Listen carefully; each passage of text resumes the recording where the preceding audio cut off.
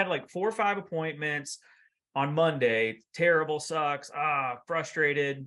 You send me 6 audios. We go back and forth. We workshopped them. The very next day, 13 appointments. Yeah, It's it was like, madness. yeah. So, my kudos to you for actually like taking me up on that and following through. So most people wouldn't do that. And I think that's probably the sign of somebody who's going to make it to the top.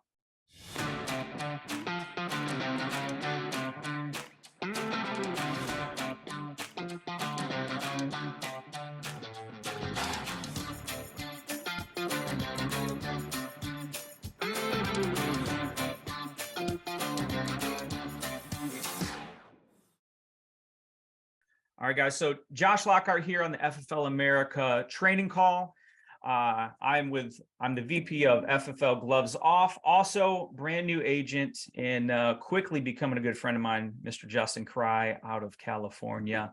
And here's what you need to know, right? So write down in your notes about this guy right here is, and you're going to learn quickly some of the differences that make people successful versus not. This guy, his first week in FFL made no less than 6,000 dials his first 7 days in the business. 6,000 dials and made 0 sales. I mean, he got torn up, chewed up, spit out, left on the side of the road to die, and was just more aggravated than needed be, right?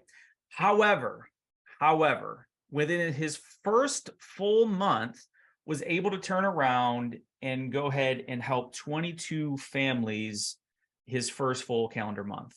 All right. So we're going to talk about, what the differences was, what he was able to do to turn that around. Right. And so again, if you are in that position or you know somebody that is, definitely want to take some notes or have them hear Justyn's story because it is pretty incredible. All right. So Justyn, how you doing, man? Probably better now, right? I'm great. Yes. First, thank you for having me on here. Yeah, I'm excited to be on. Excited to share some of my stories, and hopefully you guys don't do the same because learn from my experience. Yeah, man, absolutely. All right, so we'll get to your background, but that first week, all right, so you get started, you get day one, and you're like, I'm ready to go. Give me the phone, give me the script, and talk to me about that first week. What was it like? What were you feeling? What were you thinking? Like, honestly. That first week was rough. I came in here, I was like, I crushed it. I'm just gonna hop up in here and just start dialing, make some calls, like I always do. And I came in here and got destroyed. I didn't practice anything. I didn't practice like any of my scripts, nothing. I just hopped up in here, called from my first day. I called at 8, from 8 to 8 p.m. And then they were like, call East Coast. So I started dialing at like 5:30 a.m. to 8 p.m. 5:30 a.m. to 8 p.m. California time. So I was in the East Coast and then hitting mine in the evening. Still nothing, getting destroyed. I did get through an app, but then they hung up on me on the social, on the bank. I got everything you could think of was just happening to me. But I will say I didn't get discouraged because I heard everybody's stories about FFL, like, how people are helping this many families, doing this amount, like, and I just knew, like, if I just don't stop, if you don't stop, you can't lose if you don't stop. So I was gonna keep on going. And it was day 5 and still no calls. And I was like 3,000 dials in, no calls. Like you say, I wasn't getting discouraged, but I think people hear that and they're like, really? Like, Yeah. So I have a very strong, I guess you could say, belief system in where I'm going and what I need to do. Obviously, there was times I was like, all right, screw this. Like, what do I need to do? But I wouldn't say I was at the point of like, I'm going to quit. I was definitely like, this sucks. Like, I was not prepared at all. I wish I was prepared. And just doing all these dials and nobody's answering, or people are answering, I'm getting hung up on right away. I would say I didn't want to quit, but it was like, dang, is this really what I'm gonna be doing? But I knew some way, somehow it was gonna happen. But I just had like thoughts in my head of like, is this really what I need to be doing right now? I was like, is this a sign I need to, try something else. But I Yeah. just knew that at some point, it was gonna pop off. It's funny when things aren't going well. That's when we get all spiritual, like, oh, maybe this is a sign. Yeah. All right. So yeah, it was terrible. We'll come back to that. So, a little bit like, so what were you doing prior to FFL, and then kind of what's your like getting started story? Like, how did you come to find this? So before this, I was in the Marine Corps. So I got out 2018, and then I did network marketing. So I did that for like 4 years. And then I did pretty well. I was averaging, pretty decent money. But then I got tired of it. I was like, I hated bothering people and like friends and family. That was like friends and family, write down 100 lists of your people, your friends and family. And I was Yeah. like, driving me nuts, right? And then Jumping out of a bush at the mall with like a magazine. yeah. If I like anywhere I go, I was like, I have to meet somebody at the gym, I have to meet somebody at the mall, store. It was like in my head, and I felt ingenuine, like ungenuine meeting. I don't even know if that's the right word, but Yeah. ingenuine, whatever. I'm not, yeah. But I felt not right meeting people, because it was like, how can I turn this into a water conversation or my business? So then I started doing I learned about businesses for helping businesses get loans. So I changed my entrepreneur life, and I was like, you know what, I'm just gonna freaking sell businesses money, like who doesn't want money? So I did that, and I wasn't making enough. I was like, it was decent money, but like wasn't where I wanted to be. And then I just started looking at Indeed. 7-5, there we go. I started looking at Indeed, and I saw a bunch of things about insurance agents, and I was like, no, I'm not gonna do insurance. What the heck? Yeah. Freaking Boring. yeah. And then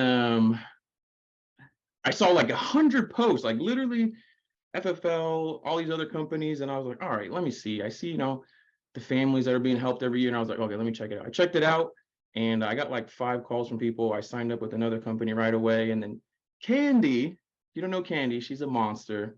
She, I don't know if I'm able to say this, but she pretty much said like, she said she offered me, or she asked to get on a call, and I was like, oh, it's okay, I already took another offer. She's like, this isn't an offer, this was an interview to see, if I even want to work with you. I'm helping this many families a week, and the families was in a month, and the numbers were insane, and I was like, all right, let me check this out. And she's like, pretty much, like, kick rocks, or come, get this interview. And I was like, well, who is this lady, talking to me like this? So then I learned, and I was like, this is insane. So I was like, I had to check it out.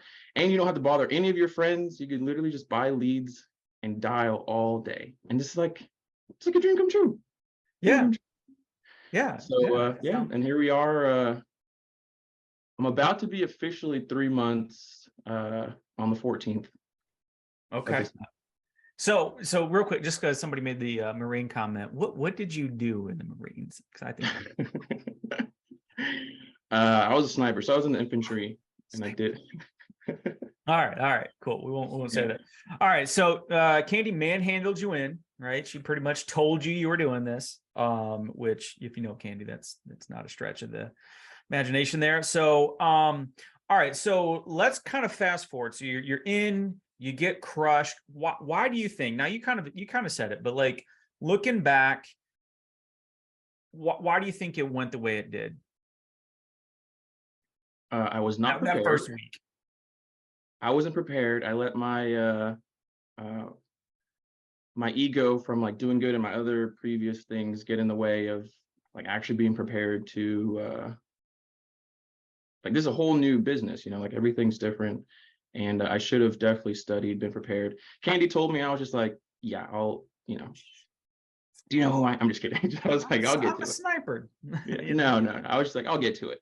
And then, yeah, I came in and I got destroyed, and I was like, you're right, I definitely should have. So I preach to anybody, at least go over the script at least a couple times before you hop on the phone, because it'll eat you up, and it'll eat you up mentally. Like, is this for me? Am I doing something wrong? Am I like, yeah. So I was just trying everything. I wasn't patient. I was like, I'm making so many calls. Why aren't I helping families? And yeah, so I just spent more money. And then it was just like, I didn't work my leads properly. There's so many things that I could have done. Yep. All right. So, I mean, I remember, obviously you and I having conversations, but what what was the turning point, right? Biggest thing is objections. Like you could practice your script all day, but if you don't have your objections down, like you're not gonna go nowhere. You could have the best opening script in the freaking world, but if they throw one objection at you and you're not prepared, then it's worthless. So I would say, I mean, I'm not high up in here or anything, but I would even go as far as saying, practice your objections more than your script, because you could have a rough script and they give you an objection, you could handle it and overcome that. That was just at least my experience. I started focusing on the objection more, and literally in the shower, on the way.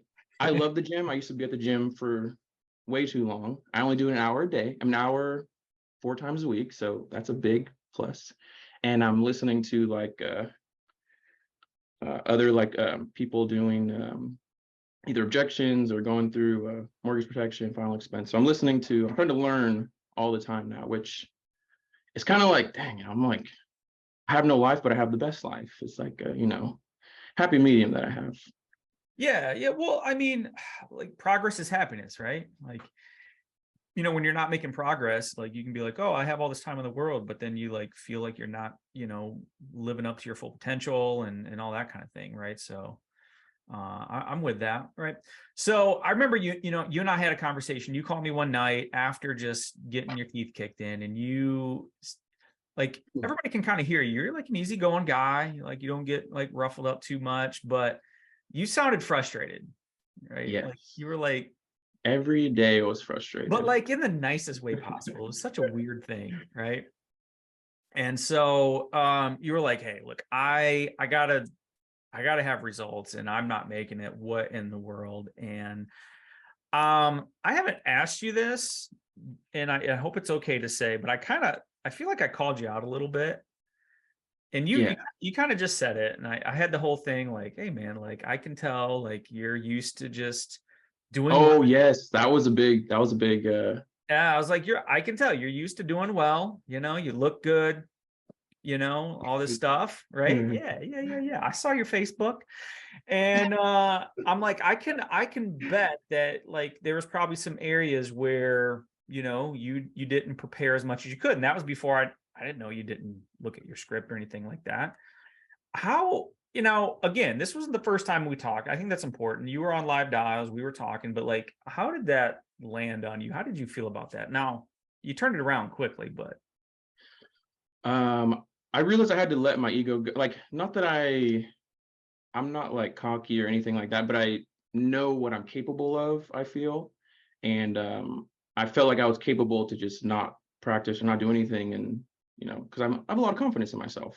But, confidence can only get you so far without knowing what you're doing.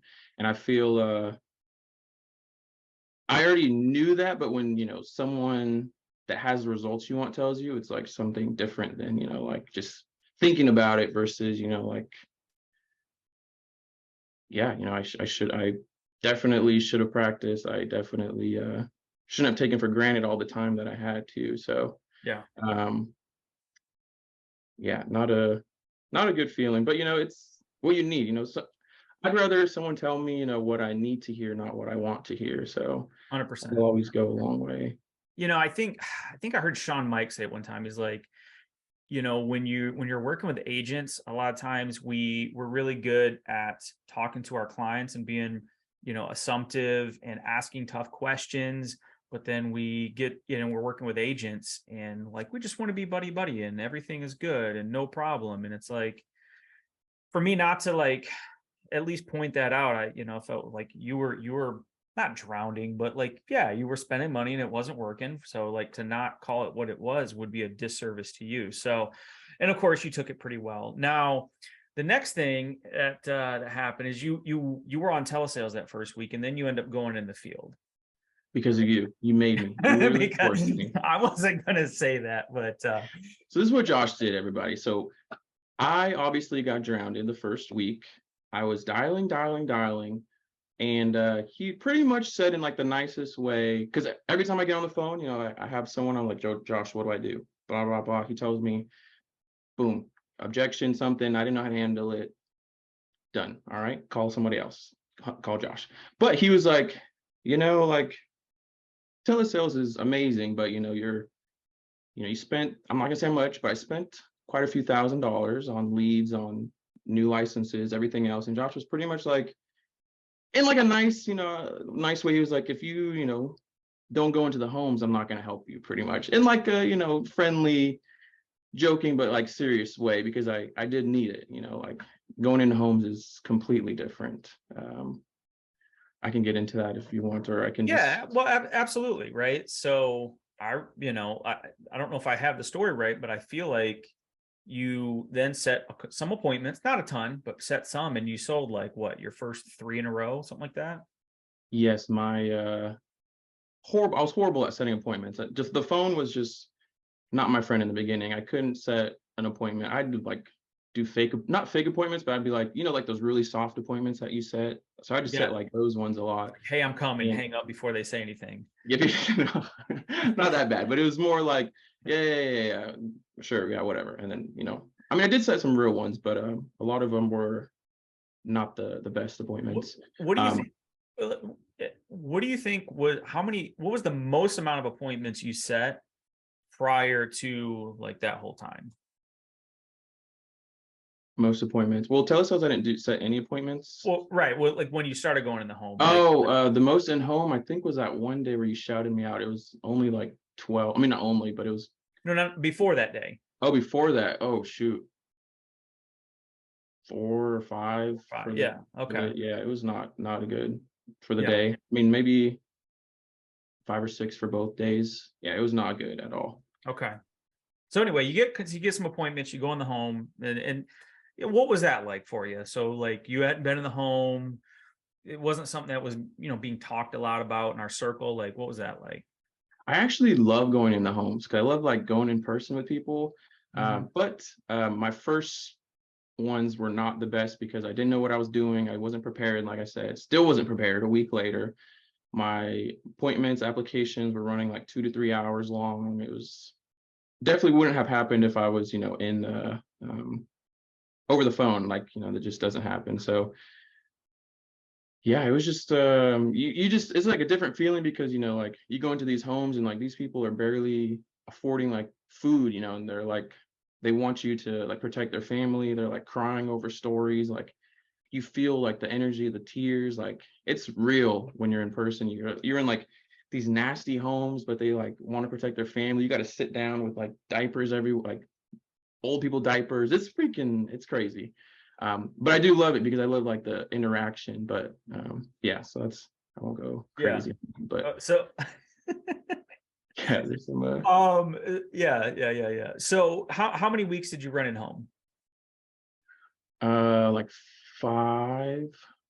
Was it that many, really? Yeah, I did do quite a few in home. But then that last week is when I got burnt because I was like driving for like 8 hours, and then I was like, Got a bunch of no-shows. Yeah. Yep. I've had those days. All right. So you were setting a couple appointments. I remember it was like if you got into a house, you would sell it, 9 times out of 10. But it's like, man, this guy just he doesn't have enough appointments to actually like be getting ahead. Yeah. Right. So again, I remember, we had a conversation, and to your credit, and I've said this before, you were kind of getting, again, a little bit frustrated because you're like, man, I see everybody, they're talking to a lot of people, they're doing a lot of presentations, they're setting a lot of appointments. I'm not. This sucks. What's going on? And, you were on live dials, but I also hadn't heard you dial a lot. And so I said, well, hey, man, why don't you, in Phone Burner, there's a little thing, it records your call, and why don't you just send them to me and I'll listen to them and I'll give you some notes on them. And I've told that to a bunch of people, and almost no one ever does. Or if they do, like they'll send me one like 2 weeks later, and it's like their best one that they set an appointment on. But as soon as we got off the phone, you like, it was 8 o'clock or 9 o'clock Eastern time. So it was what, 5 o'clock your time, 6 o'clock your time, and it's late. And all of a sudden I was actually in bed, and you just start like hitting me like with, voice recordings, Yeah. like one after another. And I was like, dude, this guy's like calling right now. And you sent me like 6 in a row. And every time I was like, okay, that time, see where you pause. That's where they, objected. Okay, when they objected, say this, they say that, the script, and we kind of like reworked your script and kind of how you were going about it. And then the next day happened. So we went That's what from it was. That's when my max day. Yeah. yeah. So you had like 4 or 5 appointments on Monday. Terrible, sucks. Frustrated. You send me 6 audios. We go back and forth. We workshopped them. The very next day, 13 appointments. Yeah, It's it was like, madness. yeah. So, my kudos to you for actually like taking me up on that and following through. So most people wouldn't do that. And I think that's probably the sign of somebody who's going to make it to the top. And what I told you was, and again, just, pumping up your head a little bit here. What I told you was, after that first week, I said, look, you have the capability to figure this out and be a top producer. The reason I know that is because you made 6,000 calls your first week. Most people would make 50 calls and then be like, oh, this isn't working. And how do I get better? Well, it's really hard to like, correct your path if you're sitting still. It's really easy if you're flying down the highway just to go a little bit left, a little bit right, And I said, you got the work ethic down. That's the hard part. Like the mechanics, we can figure that out, right? So, good job for you, right? Well, it's also, like I said, I was in my network marketing thing, and like, never would you get someone in the middle of them on a phone, like stop their whole thing, answer you, like give you like quarterback details in your ear and tell you like exactly what to do. It's just like, I was amazed. Like, it'll be, I'm early, so it'll be early, late at night. You literally answer at any time, or you'll send a message of what I need to do. So I appreciate you and what you guys do for us. So 100%. that's All right. a big part of it. Yeah, for sure. So you're in the field, you start selling, and hey, now you have the ability to book, more than 10 appointments in a day. I think that's like the first and biggest ability if you're setting appointments, right? If you can set appointments, you can kind of figure out the rest. All right. But then you quickly came back to telesales, and you've been on telesales for a while now. All right. So I don't know if we talked about that. Like, what was the decision to come back to telesales? Well, I got the no-show, the 8 hours of driving of no-show. That definitely hurt my heart and my pockets. So I was like, around LA or whatever. Yeah. Yeah. So I was thinking of doing like a hybrid, and Candy was like, you can't do both. You have to choose either full telesales or full in-home, and like just go all out, because who knows, like my first week, the next call I could have done, I could have closed, or I could have went another month and not closed. But at the time, I think that was the best decision. So now it's just like, I just need to go full force into like one or the other. Okay. And so if I remember right, the first week back to full-time telesales, I think you helped like 17 families, something like that. I don't remember the numbers, but I know I was definitely more than yeah, I think it was like 17. I think it was 17. Yeah, I think it was like 17. 16 or 17. You did like 10 plus families a week for like 2 or 3 weeks in a row, like as soon as you came back.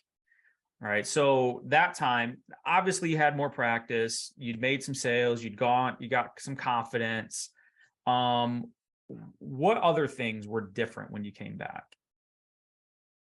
Or was that it? It was the repetitions, the practice, and the confidence.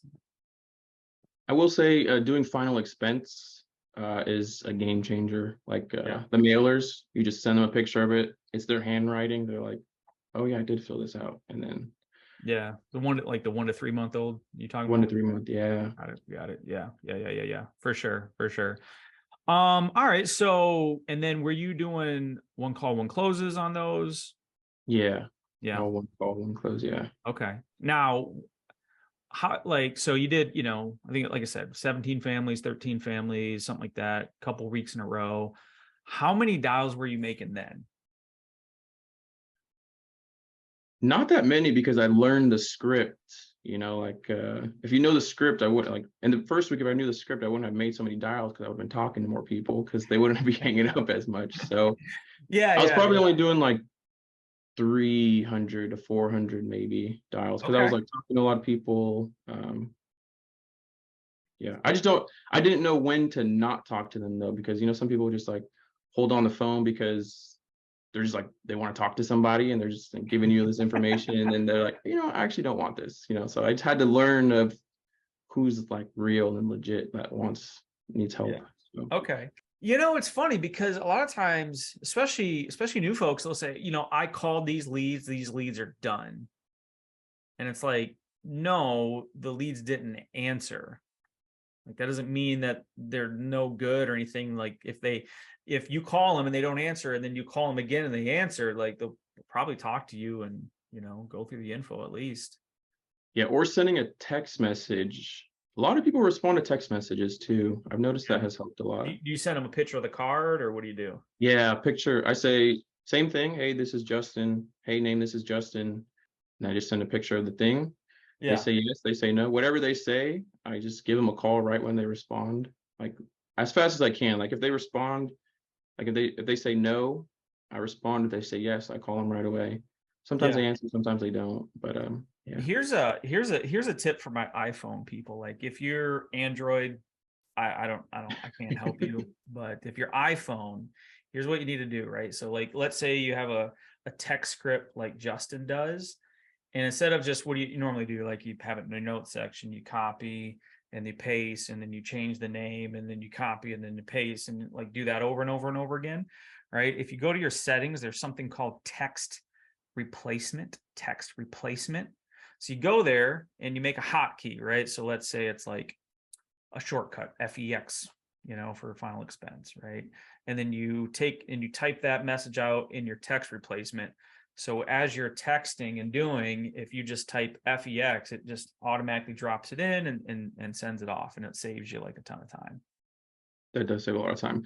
What I do with people have what are they called? iPhones. I send voice recordings too. Do you really? Yeah. How's that work? I mean, I know how it works, but like, how's the response on that? Good. Most of them don't send them back, but they do respond, because like um when you see a text, a lot of people think that it's like an automated message, but it's like, hey, this is me, this is my voice. I don't say that. I just say the same thing, but like, it's like a real person is as close as you can get without getting on a call. I guess Yeah. video would be more, but video is a little too much, a lot of work if you're doing a bunch of leads. So, but Yeah. voice messaging, I do get a lot of responses back, Okay. and some of them you can see like they'll read it, or something like that. So I like to do audio messages. Okay. So you mentioned objections earlier, right? What other objections were really stumping you before, and now like you're working past pretty consistently? The biggest one was I'm not interested. I'm not interested. I didn't fill that out. Those were I couldn't figure out how to get past that for anything. So those were my two biggest ones. And it's the same thing. I just say, perfect. That's the reason why I'm calling. This is a state regulated form. I see you filled it out a couple months ago. I do apologize. It has been a little while. But if you want to grab a pen and paper, I can get this taken care of so we can stop these calls from coming in. Yeah. I say that to say, like, pretty much majority of them. Shout out to Candy. Perfect. That's the reason why I'm calling. That's the reason why I'm calling. Whatever it is, that's what I'm calling for.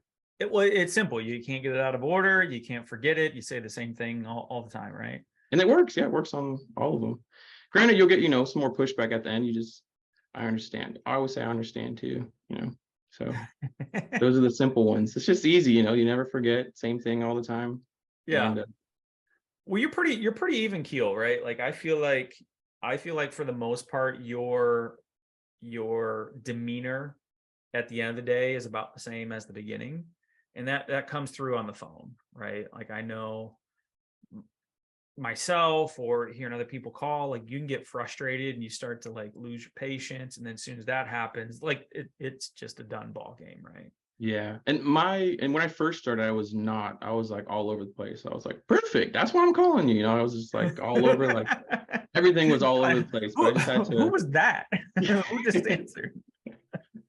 Yeah, I just had to, you just picture yourself being a manager in a cubicle, not happy. I love my life, but I had to picture that I'm not happy, and that's just how I'm answering. And Doing the job. Yeah. yeah, I'm really patient with other people. I'm just not patient with myself. So like with someone else, like doing an application, talking over the phone, I can be super patient. But like with myself, I'm like, why aren't you doing this? Why isn't this done yet? You know? Yeah. Yeah. Yeah. I relate to that. I relate to that. Okay. So, hey, you mentioned it is 2023. Now we just got done promoting convention. Are you going? Yeah. Oh yeah. It's like It's free. it's It's like free. that, It's in right? Miami. Like, could you imagine somebody asking like Grady Polson or Sean Mike, hey, you going to convention? Like that would be a silly thing, right?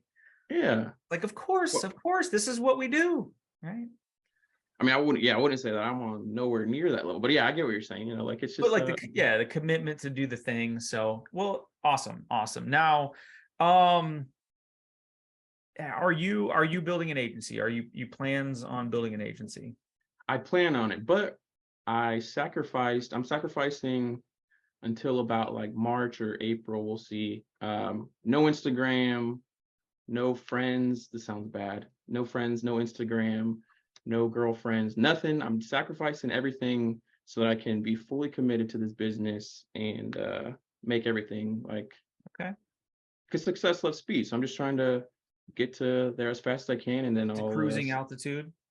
I start respect that. start throwing that in eventually. But yeah, definitely gonna build an agency. Just Okay. gotta take care of Goals myself for this first. year? Ooh, I got lots, but I'm only gonna tell. Only tell you because we'll drop this whole This call is if you yeah, want. this is recorded. We're like we're gonna hold you to it. Yeah. So my biggest goal obviously is red jacket. Okay. I was asking Jamie on one of the calls. I was like, is there anything, like, do you get any special benefits, or is it just kind of like for pride? And it's like, there's some benefits, but mostly pride. And I was like, I'm there. I'm gonna do it for the red jacket. I want to do it in 9 months. That's my goal. Okay. Retire my mom. I want to retire my mom this year, and travel. Those are my top three. Okay. All right. Well, you heard it here, folks. That's his goals. I hope you have yours. If you have some goals, drop a G in the chat if you got some goals for 2023. And if you haven't done it, go right to FFL Convention. Stop what you're doing. Go there right now. Get registered, and we'll see you in Miami. Justyn, appreciate you having on, brother. Thank you again. Bye, guys.